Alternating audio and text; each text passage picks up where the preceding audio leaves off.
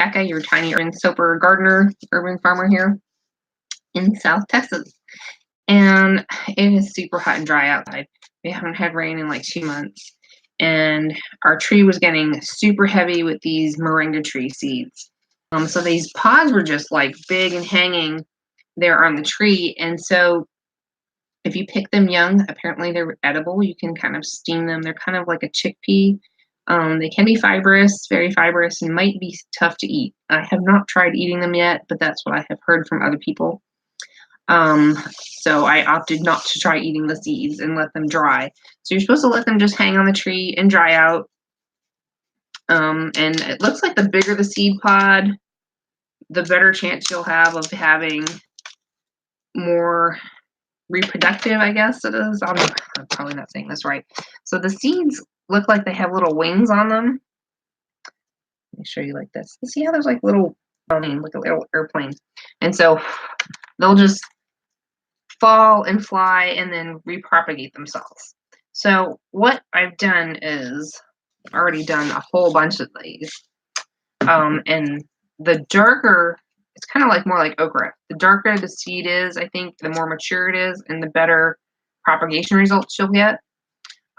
So I have one here where these are not quite as mature.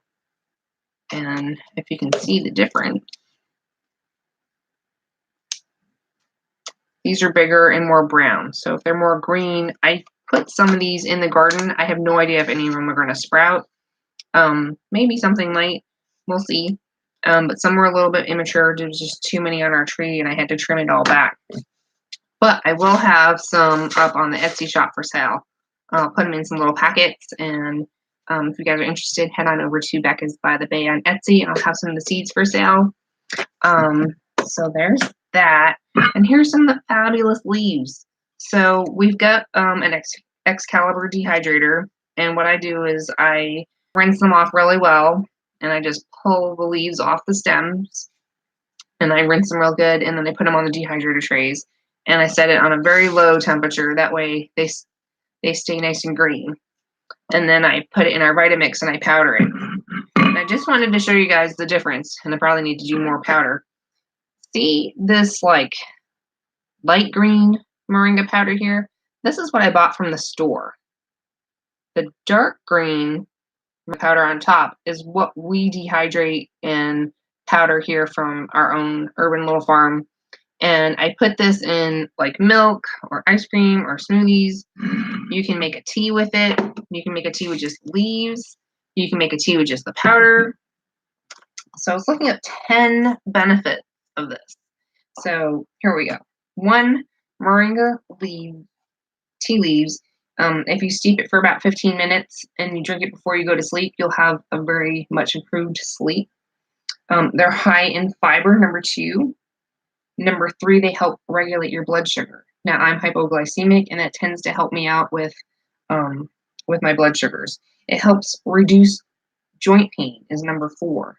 Number 5, it helps lower cholesterol. 6, it's anti-carcinogenic, so it helps kill cancer cells. And 7 is it helps promote a healthy heart. 8, it has loads of antioxidants that are vitamin A, B complex, and C. 9, it promotes healthy skin. Now I put it in our body products, in some of our soaps. I use it for coloring. I put it in some of the different lip soaps, and I'm going to be doing a mermaid sea clay mud mask that's going to have moringa in it. So I haven't done that yet, but I'm getting to it. And let's see, and 10, it's antiseptic, anti-inflammatory, and full of antioxidants, like it said earlier, number 8. It's also very high in calcium, magnesium, and potassium. So I've got stage 1 kidney disease called diabetes insipidus. And essential diabetes insipidus is nothing to do with your sugars or blood sugar and stuff like that. It has to do with the function of your kidneys, and my pituitary was damaged in an accident. So this is super high in calcium, magnesium, potassium, all of which my levels are usually really off. And what happens with that is I can get paralyzed. and it's temporary until we can get my levels back up. It's either from like the waist down or the neck down, or sometimes it's on half of my body. It's really weird.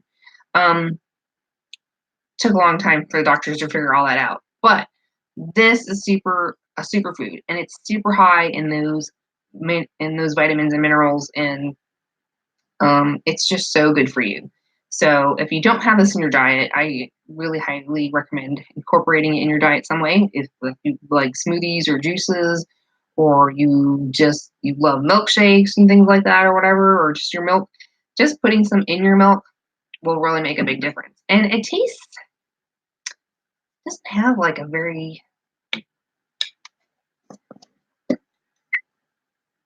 it smells a little bit like earthy, kind of grassy, but I've tried a bunch of different powders out there, and this does not taste weird by any means. It's actually very, I don't know how to describe it. It's just